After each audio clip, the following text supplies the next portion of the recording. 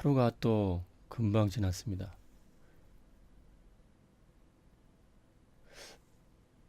비가 계속 내렸었죠? 새벽까지. 아침까지 내렸죠? 어서 오세요.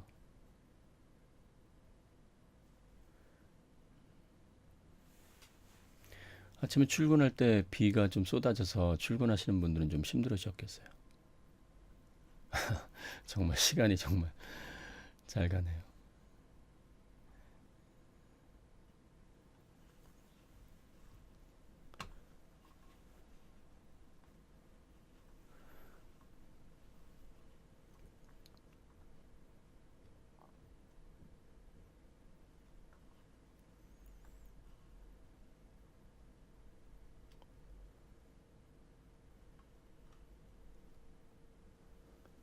우리는 어쨌든 뭐 시간 안에 사는 사람들이니까 뭐 시간을 붙잡을 순 없잖아요. 어쨌든 우리에게 주어진 시간을 우리가 어, 참 성경 말씀처럼 아껴야 되는데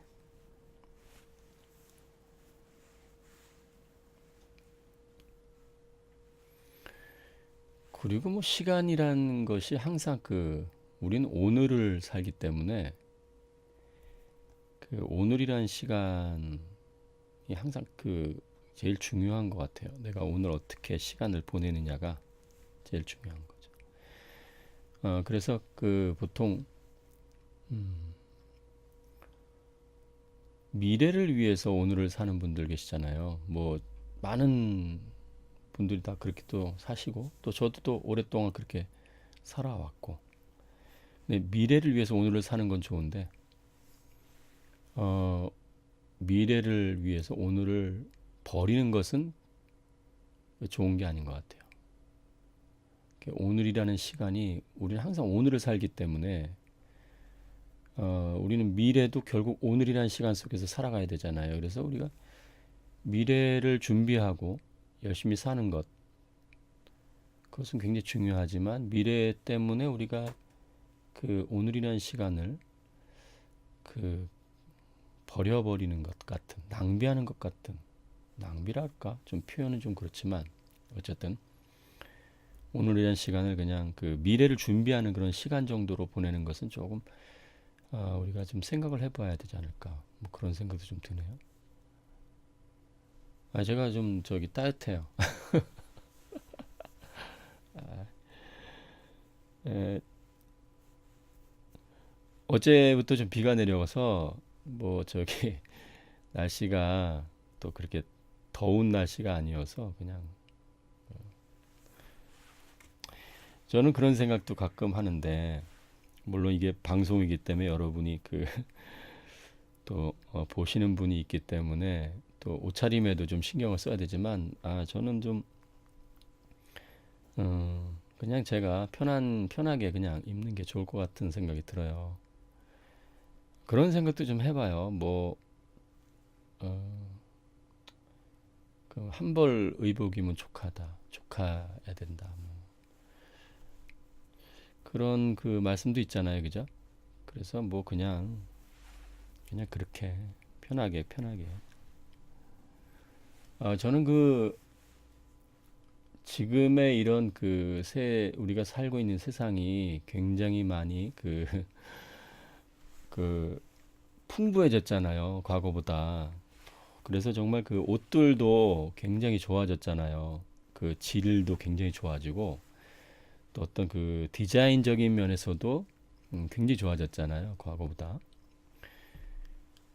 그래서 풍족한 삶을 정말 살아가는데 저 가끔 그 신발 같은 경우도 사실 제가 어렸을 때는 정말 운동화를 신는다는 거는 정말 대단한 일이었었어요. 물론 제가 이제 중학교 이렇게 고등학교 이제 초등학교 이제 고학년 그다음에 이제 중학교 이렇게 갈 때는 운동화가 이제 보편화됐지만 어, 여러분 스파이크라고 아시는지 모르겠네. 달리기 할 때 그 밑바닥이 생곰으로 된 그 신발이 있는데 그런 스파이크 하나 입는 것, 신는 것도 굉장히 힘들었거든요. 사실은 그 당시 때는 뭐 다 아시는 그 거겠지만 그 가정 뭐죠? 그거 그 우리가 이제 학교에서 조사하는 것 중에서 이제 선생님들이 이제 뭐 냉장고 있는 사람 손 들어봐. 또 뭐 자동차 있는 사람 손 들어봐. 뭐 그렇게 TV 있는 사람 손 들어봐. 그러잖아요. 그때 그 가정 조사 했었잖아요. 근데 이제 그 우리 동네도 제가 이제 변두리에 살았거든요. 근데 그 동네가 그렇게 아주 못 사는 동네는 아니었어요. 근데도 불구하고 그 동네에 TV 있는 집이 그러니까 제가 이제 저학년 때예요. 저학년 때, 뭐 초등학교 한 2학년 그 정도 됐을 때 그때 TV 있는 집이 어, 거의 없었어요. 동네에 한두 집 정도. 그래서 우리가 거기 가서 어, 거기 가서 그 친구들이 다 모여가지고 그 TV도 보고 그랬었거든요. 근데 어쨌든 뭐 진짜 그 운동화 그거 정말 그 타이거 슈즈인가 하여튼 그 당시 때는 그 이제 거의 대부분이 이제 고무신을 신었죠. 그래서 우리 그 검정 고무신이라는 그 만화 영화 있잖아요. 그 만화 영화 보면 정말 그때 생각이 좀 나는데 사실 그때도 우린 잘 살았던 거예요. 우리 윗세대에 비하면 우리는 그때 정말 정말 남부럽지 않는 그런 삶을 사는 거나 마찬가지거든요. 근데 참 가끔 보면은 정말 그 굉장히 그 비싼 그 무슨 메이커 운동화인데 불구하고 그런 메이커 운동화를 꾸겨 신고 다니는 애들이 있어요. 그래서 막 그 신발을 그냥 그 무슨 슬리퍼처럼 다루는 그 보면 가격도 메이커 좀 붙은 신발들은 싸지 않은데 그거를 그냥 꾸겨 신고 다니는 친구들도 학생들 좀 봤는데 그런 거를 보면서 정말 풍족한 세대를 살고 있구나 뭐 그런 생각도 좀 들더라고요.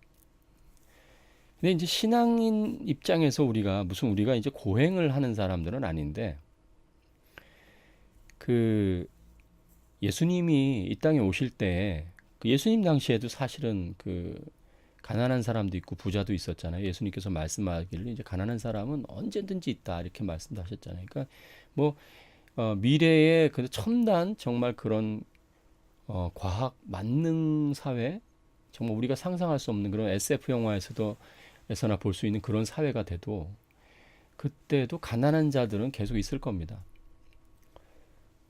벌써 지금 뭐 얘기를 들어보니까 뭐 이제 자동차도 거의 AI 자동차 그뿐만 아니라 이제 뭐 어느 나라는 지금 그 드론을 이제 타고 다니는 그런 것이 이제 거의 끝났고 이제 실행화 단계에 돼 있다 뭐 그런 얘기도 들었는데 어쨌든 그런 첨단 사회에 살면서 우리가 이런 물질이 풍요한 삶을 살면서 좀 조심해야 될 것이 좀 그런 게 아닐까 싶어요. 예수님도 이 땅에 오셨을 때 분명히 그 부자도 있고 또 가난자도 있고 했는데 예수님께서는 왜 가난한 분으로 오셨을까? 그리고 예수님이 그 평생을 살아가시면서 정말 그 삶을 통해서 보여주신 그 모습들 보면 지금의 교회가 엄청나게 정말 그 화려해졌잖아요. 그리고 뭐 대부분의 이제 그리스도인들도 물론 그 뭐 여러 가지 삶을 살아가며 빚 문제라든지 그런 어려운 삶을 살아가는 분들도 많이 있겠지만 예전에 비해서는 굉장히 그래도 풍족해졌는데 어쨌든 우리가 그리스도인의 삶을 살아갈 때 가장 좀 염두에 둬야 될 것이 어떤 그 사치적인 부분들은 좀 우리가 좀 어느 정도 좀 배제하면서 또 살아야 되지 않나 지양입니다. 지향이 아니고 지양하면서 살아야 되지 않나 그런 생각이 좀 듭니다. 정말 그 변치 않는 그 초심을 잃지 않는 그런 모습, 처음부터 끝까지 동일한 모습으로 우리가 계속 교제하면서 같은 이 세대를 살아가면 참 좋겠습니다. 이 사람은 항상 변하잖아요, 자꾸. 그리고 이 세속화되는 어떤 그런 유혹에, 항상 그 세속의 유혹에 굉장히 우리가 많이 그 유혹을 받는데, 뭐 상대적 빈곤감도 굉장히 많이 느낄 수 있고, 어쨌든 우리가 어제도 잠깐 말씀드렸지만 우리가 누리는 평안은 세상에서 누리는 평안과 다르다. 우리는 환경이 지배를 받지 않는 평화다. 그러니까 보통 세상의 평화는 그렇게 환경에 따라서 좌우되고 환경에 영향을 받는 평화지만 우리는 환경에 영향을 받지 않는 평화다. 왜냐하면 모든 것을 갖고 계신 주님이 우리의 생명이 되셨기 때문에 여러분과 제가 오늘도 또 이렇게 살아가는 거 아니겠습니까? 그리고 보통 그 사람이 가장 그 두려워하는 것이 어떤 비난이고 또 어서 오세요. 그 비난, 다른 사람의 비난, 다른 사람들이 나를 어떻게 볼까? 또 나의 단점에 대한 어떤 것들을 다른 사람들이 이제 정확히 볼 때 우리가 이렇게 굉장히 두려워하잖아요. 그런 두려움. 우리 두려움, 이런 두려움이 보통 그 모든 사람들의 본능인데 이런 두려움을 우리가 넘어서려면 그 참 하나님의 말씀은 물론 거대한 그런 어떤 하나님의 그런 말씀도 우리에게 큰 위로가 되지만 실제적으로 그런 말씀들을 우리가 받아들이기가 쉽지가 않아요. 그걸 현실화시켜서 내 것으로 만들기는 쉽지 않습니다. 예를 들어서 뭐 하나님께서 천지를 창조하셨다. 그럴 때 우리가 그 천지 창조의 그 현장에서 만약 목격했다면 또 완전 다른 감동 속에 있었겠지만 우리가 현실적으로 보통은 다 1900년대 다 태어나셨을 건데 우리가 태어났을 때가 벌써 이미 세상이 많이 변해 있을 때잖아요. 그러니까 우리가 하나님의 천지 창조에 대해서 믿음으로 그것을 보이지 않는 것을 보는 것처럼 우리가 확신을 가지고 살아가지만 이 확신조차도 뭐 하나님께서 주신 건데 어쨌든 그런 믿음 안에서 그런 거대한 것들도 우리가 큰 유익을 누리지만 성경에서 우리의 삶 속에서 우리가 어떤 하나님의 그런 말씀, 그 말씀이라는 게 성경에 기록된 그런 말씀일 수도 있지만 어쨌든 그런 말씀이 결국은 하나님이 이 세상을 창조하셨던 그 하나님이 우리에게 주신 이 말씀은 어떤 것과 관계 있을까? 세상을 창조하신 그 하나님이 창조하셨다고 기록된 그 말씀은 우리의 본성에 대해서도 가르쳐 주고 있고 우리 자신보다 더 잘 알고 계시잖아요, 하나님이. 그러니까 그 하나님이 우리를 어떻게 보는가. 그래서 나의 정체성을 하나님의 눈으로 확인해 보는 거죠. 그랬을 때 내가 다른 사람에게 비난을 받을 수밖에 없는 모습을 갖고 있다는 것을 우리가 인정을 하면 다른 사람이 나에 대해서 내 성격이나 내 어떤 행동에 대해서 정말 날카롭게 지적하고 또 그것에 대해서 비난하고 하는 부분들을 내가 내 스스로 먼저 발견한다면 그것을 우리는 두려워할 필요가 없지 않은가. 나 자신이 그런 부분을 이미 갖고 있기 때문에. 근데 우리는 자존심이라는 게 있어요. 이 자존심이 정말 우리의 삶을 지탱하는 그런 어떤 원동력이 될 수 있고 기둥도 될 수 있지만 어떤 면에서는 이 자존심이 하나님의 말씀과 부딪힐 때가 굉장히 많이 있거든요. 그러면 이 자존심 때문에 우리가 하나님께서 원하시는 그 다음 단계로 나아가질 못하는 거죠. 하나님께서 우리에게 원하시는 게 뭘까요? 우리를 고통스럽게 하고 우리를 고생시키고 정말 우리를 그 힘들게 하시려고 하시는 걸까요? 하나님이 뜻이 그걸까요? 하나님은 사랑이시라 그랬잖아요. 하나님이 왜 예수님까지도 주셨을까요? 우리를 사실은 행복하게 하기 위해서 또 하나님은 우리가 행복한 것이 정말 하나님의 기쁨이에요. 그리스도인들이 정말 하나님 안에서 평안을 누리고 또 하나님께서 주신 그 모든 복을 누리는 것이 정말 하나님의 뜻이고 하나님의 기쁨일 텐데도 불구하고 우리가 왜 하나님의 기쁨을 그 소원을 우리 또 우리의 기쁨과 우리의 그런 것들이 하나님과 이렇게 맺어지지 않을까 그런 생각하면 참 아이러니하거든요. 근데 이 말씀이라는 것 하나님께서 우리에게 주신 것조차도 우리를 괴롭히려고 주신 게 아니라 온 우주 만물을 창조하신 하나님께서는 온 우주 만물의 어떤 법칙들을 만드셨잖아요. 그래서 만유인력의 법칙.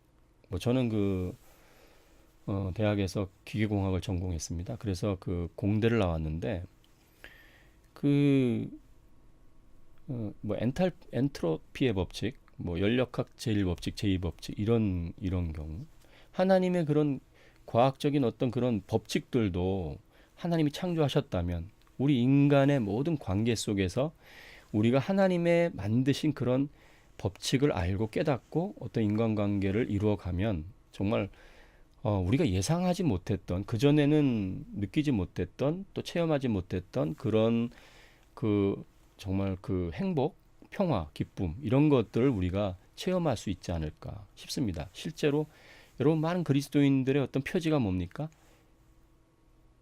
기쁨입니다. 기쁨. 기쁨. 두려워하지 마라. 말씀하시잖아요. 기쁨이다. 우리에게 어떤 고난인과 불같은 시험이 올지라도 이상히 여기지 마라. 그런 것조차도 우리를 더 행복하게 해 주시기 위한 어떤 깊은 뜻들이 숨어 있지 않나. 성경은 계속 그것을 우리에게 말씀하잖아요. 사단이 주는 시험은 우리를 넘어뜨리고 쓰러뜨리고 하나님과 원수되게 하고 하나님을 떠나게 하려는 그 아주 정말 간교한 그 정말 이 더러운 원수의 어떤 생각과 도전과 시험과 하나님이 우리에게 주시는 테스트는 다르거든요. 이것은 뭐 여러분도 다 알고 계실 거예요. 하나님이 주시는 시험과 사단이 주는 시험은 전혀 다른 것이거든요. 여호와 이레의 테스트예요. 따지고 보면 주님은 우리에게 더 깊은 것들을 가르쳐 주기 위해서 어떤 겉으로 볼 때는 그것이 이제 사단이 그런 일들을 할 수도 있고 세상이 할 수도 있고 또 나 자신의 의의가 그런 일들을 할 수도 있는데 어쨌든 그런 모든 것들을 통해서 하나님은 그 합력해서 결국 선을 이루어 가시려고 하는 뜻이 있거든요. 우리가 행복하는 것이 사실은 하나님입니다. 이런 하나님이 우리 행복을 바라는 것만큼 우리가 행복해지려고 하는 어떤 면에서 방법이 다른 것뿐이지 우리는 그 하나님께서 창조하신 세계 속에서 그 법칙 안에서 그 말씀 안에서 충분히 누릴 수 있는 이 행복이 있거든요. 여러분과 제가 그런 행복을 충분히 누렸으면 좋겠습니다.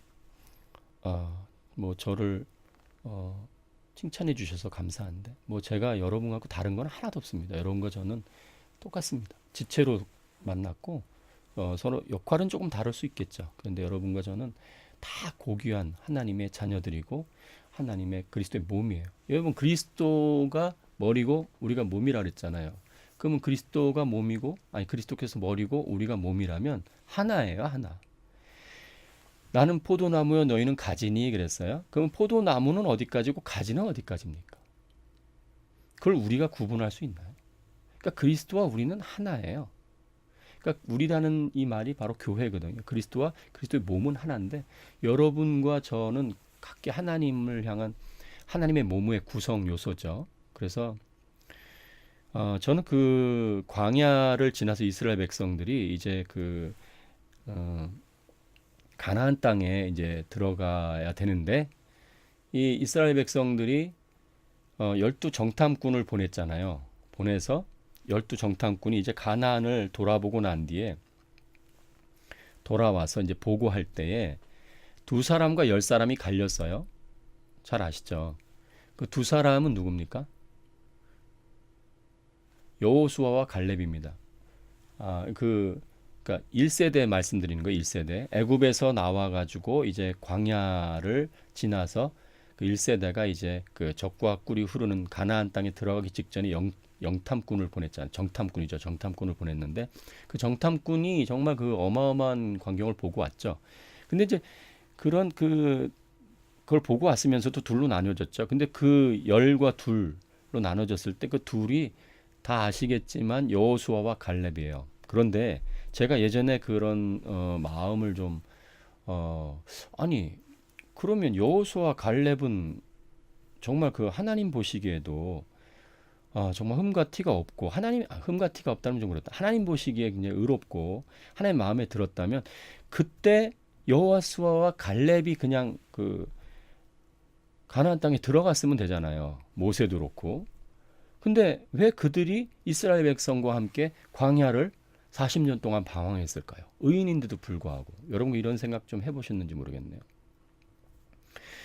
여호수아와 갈렙은 분명히 하나님의 뜻을 알았고 하나님 편에 섰어요. 근데도 불구하고 그들도 똑같이 결국은 광야 40년을 같이 그 유리 방황을 하게 됐죠. 이 가나안 땅이라는 것은 혼자 들어가는 것이 아닙니다. 개인으로 들어가는 것이 아닙니다. 이것은 단체가 들어가는 곳이에요. 그래서 훗날 1세대가 그 범죄한 1세대가 다 멸망당하고 그리고 2세대가 이제 가나안 땅에 들어가게 되죠. 그 가나안 땅에서 이제 그 가나안 땅으로 들어갈 때 여호수아와 갈렙이 들어가게 됩니다. 그러니까 우리가 그 개인적으로 지금 한국 기독교가 지금 제가 지금 봤을 때 여러분도 아마 그걸 느끼겠지만 가장 그 여러 가지 그 좀 극복해야 될 부분이 있는데 이 구원에 대한 부분도 개인에 대한 구원이 굉장히 중요하죠. 우리 스스로 우리가 하나님의 그 구원에 대한 어떤 깊은 것들을 우리가 깨달아서 우리 자신이 그런 구원에 대한 분명한 것들을 확신하고 또 구원 받아야 되는 것도 분명한 사실이지만 이 교회로서의 구원, 그러니까 단체로서의 구원에 대한 부분들이 굉장히 부족해요. 그래서 굉장히 이기적인 어떤 신앙, 개인적인 신앙으로 개인적인 영성은 굉장히 강조하는데 이 그룹에 대한 단체적인 영성은 굉장히 현저히 떨어져 있어요. 이게 우리가 이제 가르치지 않고 배우지 않아서 아마 그렇게 우리가 또 그런 것이 몸에 익숙해 있다라는 생각도 드는데 여러분과 저는 항상 기억해야 될 것이 있는 게 이 구원은 개인적인 것도 중요하지만 단체적인 것이라는 것을 또 굉장히 중요하게 생각해야 됩니다. 우리 한 사람 한 사람은 떨어져서 살 수가 없어요. 떨어지면 괴물 되는 거예요. 여러분 눈이 떨어져서 혼자 돌아다녀 보세요. 손이 떨어져서 혼자 돌아다녀 보세요. 아름답습니까? 기괴하지. 근데 어떤 은사를 가졌다 해서 혼자 그 은사를 혼자 그냥 뭐 이렇게 가르치는 분들도 제가 책을 통해서 또 그분들이 낸 그런 그분들의 단체에서 낸 책도 봤는데 성령의 9가지 은사, 성령의 열매라고 볼 수도 있는데 그분들이 얘기하는 그 성령의 열매가 아니에요. 성령의 은사를 다 갖고 있어야 된다는 거예요. 개인이 이 시대 때에는 병도 고쳐야 되고 예언도 할 줄 알아야 되고 이거는 정말 여러분 이게 교회의 본질에 대한 것에 대해서 좀 왜곡하고 있지 않나, 오해하고 있지 않나 싶어요. 개인이 어떻게 그 은사를 다 갖고 있습니까? 어떻게 개인이 눈으로도 보고 입으로도 말하고 코로도 냄새를 맡습니까? 근데 지금은 왜 그렇게 돼가는 줄 아시죠? 카리스마가 한 사람의 그 영역이 교회를 완전 장악하고 교회를 성장시키고 그런 것을 교회 역사 안에서 굉장히 많이 봤고 그게 강조되어 있기 때문에 또 그렇게 또 제자를 양육하는 사람들도 있을지 모르겠는데 어쨌든 그런 것이 굉장히 오해돼 가고 있고 좀 어떻게 보면은 그렇게 해서 또 정말 어떻게 제가 이 표현력이 그냥 부족한데 여러분 좀 이해를 해주세요. 그렇게 해서 어떻게 성장을 했어요. 여러분 성장을 했다고 해서 교회가 엄청나게 많은 사람들이 모이고 엄청나게 큰 그런 예배당을 갖고 있다고 해서 그 교회가 성공한 겁니까? 그렇다면 만약 그것만 가지고 성공했다 그러면 왜 예수님께서는 그 성전에 대해서 성전이 무너질 거라고 말씀하셨고 예루살렘 성전에 거의 거하지 않으셨을까요? 여러분 그런 생각 해보셨어요?